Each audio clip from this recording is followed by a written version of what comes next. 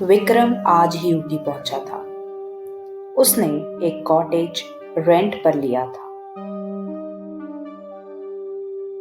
थकान के कारण विक्रम कॉटेज में आते ही सो गया, क्योंकि उसे पहाड़ों की सुंदरता पर अपनी किताब लिखनी थी और इस विषय में ऊटी से अच्छी जगह कहाँ हो सकती है। विक्रम बाहर घूमने निकला तो उसने सोचा कुछ खा लिया जाए।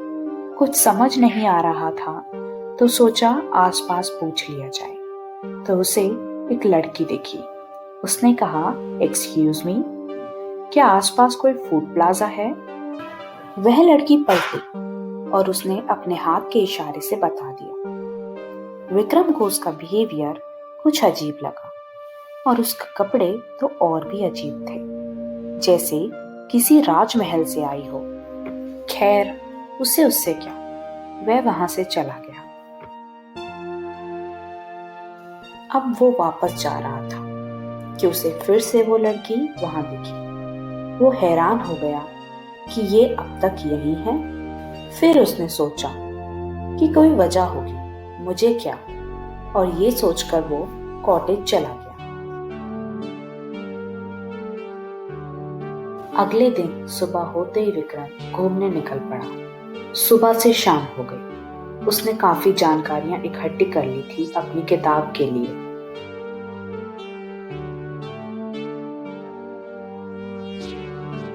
विक्रम जब रूम पर जाने के लिए निकला तो आज फिर वो लड़की उसे वहीं दिखाई दी। अब विक्रम हैरान हो गया। वह लड़की उसे रोज दिखने लगी थी, लेकिन आज उसे जब वो दिखी वो खुद को रोक नहीं पाया और उसके पास चला गया। विक्रम बोला, सुनो, तुम इतनी रात को रोज यहाँ क्या करती हो? बस खड़ी रहती हो। अगर कोई परेशानी है तो तुम मुझे बताओ, मैं तुम्हारी मदद कर सकता हूँ।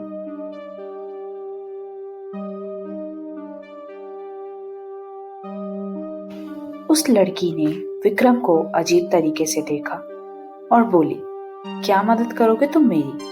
जब मुझे जरूरत थी तब तो तुम छोड़कर चले गए थे, अब क्या मदद करोगे मेरी? इस बार उसकी आवाज और आंखों में बहुत गुस्सा था। विक्रम थोड़ा डर गया। ये क्या बोल रही हो?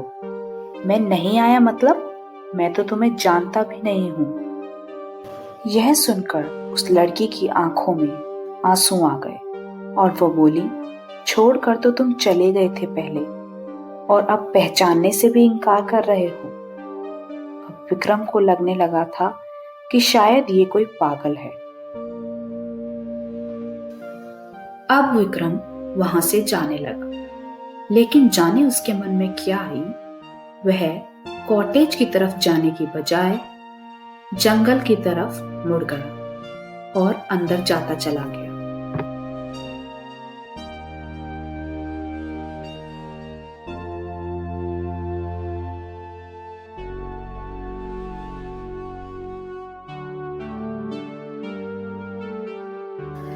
विक्रम जंगल के बीचों बीच जाकर रुका। उसने सामने देखा एक आलीशान घर, जिसे देखकर ऐसा लग रहा था कि उसमें कोई नहीं रहता। उसे उसके अंदर जाने की उत्सुकता हुई और वह चला गया। उसने अंदर कुछ ऐसा देखा जिससे उसके पैरों तले जमीन खिसक गई थी। उसका चेहरा पीला पड़ चुका था और जितनी जल्दी वो अंदर गया था उससे दुगनी तेजी से वो बाहर आ गया। विक्रम ने घर के अंदर उसी लड़की की तस्वीर देखी जिस पर लिखा हुआ था, डाइड इन 1752, और अब साल 2020 चल रहा है। विक्रम अब भागते भागते जंगल के बाहर आ चुका था। उसे सामने एक झोपड़ी दिखी जिसके बाहर एक बाबा चारपाई पर बैठे थे। विक्रम ने बाबा के पास जाकर पूछा, बाबा, आप कौन हैं? जवाब नहीं दिया। वह विक्रम को हैरानी से देख रहे थे और अचानक से चिल्ला उठे, राजा वीरेंद्र सिंह, आप यहाँ? फिर कहने लगी, लेकिन ऐसा कैसे? नहीं नहीं बाबा जी, मेरा नाम कोई वीरेंद्र नहीं है। मेरा नाम तो विक्रम है और मैं दिल्ली से आया हूँ। बाबा जी, प्लीज आप मेरी मदद करिए, मैं बहुत परेशान हूँ। हाँ बेटा, मैं तुम्हारी बात बोलने से पहले ही समझ चुका हूँ। आओ बैठो।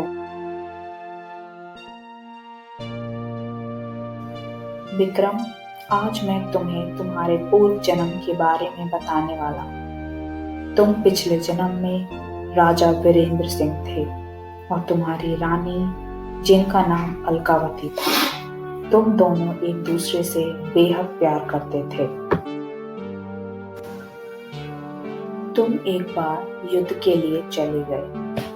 पीछे से तुम्हारी रानी अलकावती का पैर सीढ़ियों से फिसल गया, जिसके कारण उनकी मृत्यु हो गई।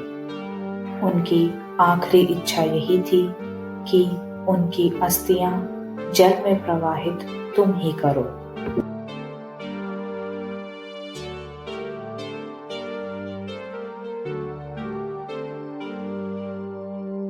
और जो लड़की तुम्हें रोज दिखती है, वह रानी अलकावती की आत्मा है।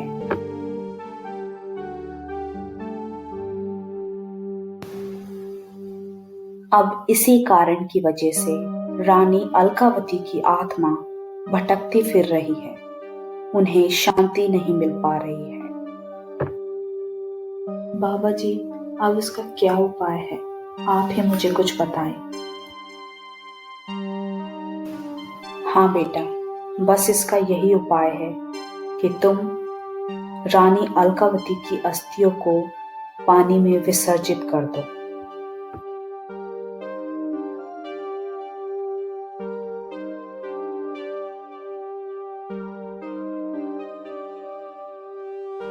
अब सुबह हो चुकी है। विक्रम अस्थियां जल में प्रवाहित कर रहा है। रानी अलकावती और विक्रम एक दूसरे को अलविदा कह रहे हैं। इससे कहानी की समाप्ति होती है और रानी अलकावती की आत्मा को मुक्ति मिलती है। धन्यवाद।